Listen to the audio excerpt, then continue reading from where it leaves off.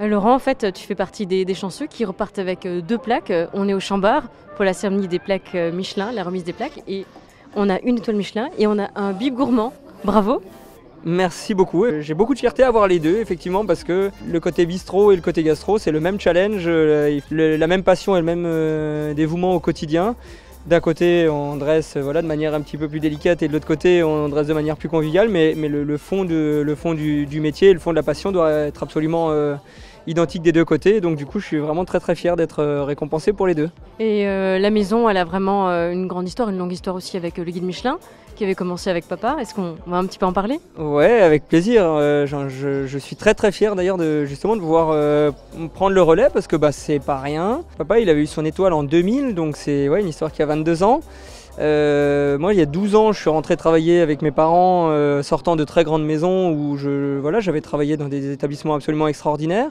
Je suis rentré travailler avec mes parents, c'était pas du tout la même façon de fonctionner que ce que j'avais appris. En fait, on a fait un vrai passage de relais en douceur et pendant des années, on a travaillé tous les deux, alors pas du tout en cuisine, mon père m'a très très vite laissé faire, mais par contre il y avait l'âme du patriarche par-dessus qui m'aidait à garder confiance ou en tout cas à savoir à garder un cap, on va dire. Il a été nécessaire de s'affirmer tout seul parce qu'à un moment le Michelin m'a demandé un petit peu, j'ai eu une fois une visite des inspecteurs, j'ai demandé bêtement mais ça s'est bien passé, qu'est-ce que vous en avez pensé? Ils ont dit bon, le jugement on le garde évidemment pour notre hiérarchie. Mais par contre, il est essentiel que vous nous expliquiez un petit peu qui c'est qui tient la barque. Et puis mon père est passé derrière, il a dit moi ça fait 3 ans que j'ai pas mis les pieds dans la cuisine, c'est lui. Et j'avais trouvé ça assez touchant parce que c'était vrai, mais ça m'a beaucoup étonné qu'ils le disent. Et je m'étais retrouvé effectivement ce jour-là à me dire ah bah tiens voilà c'est ça. Et l'année d'après en fait dans le guide Michelin, il n'y avait plus marqué ni Marco et Laurent, ni Laurent et Marco. Qui avait été le cas, parce que pendant des années on avait Marco et Laurent Arbein, ensuite Laurent et Marco.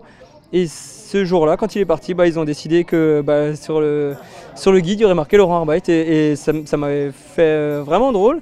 Mais je suis très touché parce qu'il continue de parler de l'histoire familiale dans la maison, quoi. Donc je suis très touché. Après, là, il y a une autre histoire par contre avec le bib. Mon père, il n'était pas tout à fait d'accord au début, quoi. Le bistrot, il n'était pas trop d'accord. Moi, j'ai jamais eu dans la vocation d'ouvrir plusieurs restaurants parce que c'est pas comme ça que je vois les choses. Moi, je me revendique aubergiste et donc d'être dans ma boîte du matin au soir ou en tout cas avec mes équipes ou en tout cas au contact des clients.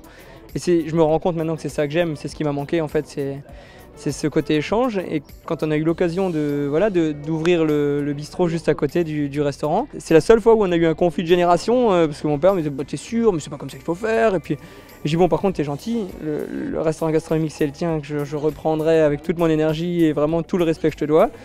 Par contre quand j'ouvre le bistrot, je vais pas dit me fais pas chier parce que j'aurais pas osé, mais c'était un petit peu le message et donc finalement on aurait fait pareil si on s'était vraiment concerté, mais il m'a vraiment poussé à me lancer suite à un vrai échange de différence de génération, quoi.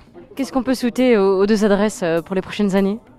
Alors exactement la seule chose qui nous excite depuis le début, en fait moi je considère vraiment ces plaques comme des conséquences et pas comme des motivations en fait. Je trouve que pour moi et le message que j'essaie de passer à mes équipes, la motivation, ça doit absolument être la satisfaction des clients, la satisfaction des équipes, notre plaisir au quotidien, d'avoir des maisons pleines. Et je pense qu'ensuite arrive ça, la chance d'avoir une plaque ou l'autre, et avec le nombre d'étoiles, peu importe. Mais je trouve que moi je le vis vraiment comme la conséquence d'un plaisir et d'un investissement quotidien, plus que d'une vraie motivation. Je n'ai jamais travaillé pour une étoile, j'ai travaillé pour avoir ma maison pleine, des clients heureux. Et des collaborateurs qui ont envie de me revoir le lendemain matin, quoi. Et avec Laurent, on ne s'ennuie jamais non plus. Merci beaucoup Laurent. Merci.